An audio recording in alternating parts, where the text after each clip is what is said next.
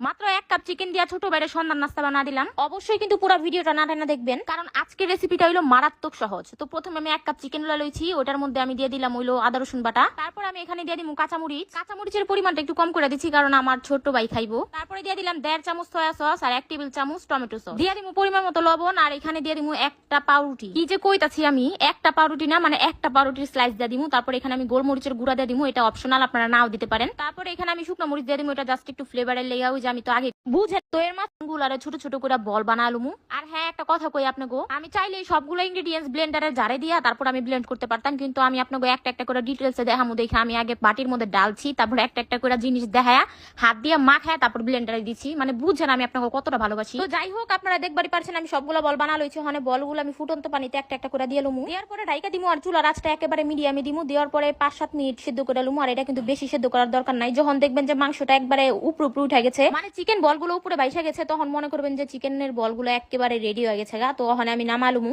তো আমাদের সুন্দর সুন্দর চিকেন বল কিন্তু রেডি। আর এই যে দেখেন আমি নামানিছি, কতটা পারফেক্ট হয়েছে বুঝতে পারছেন।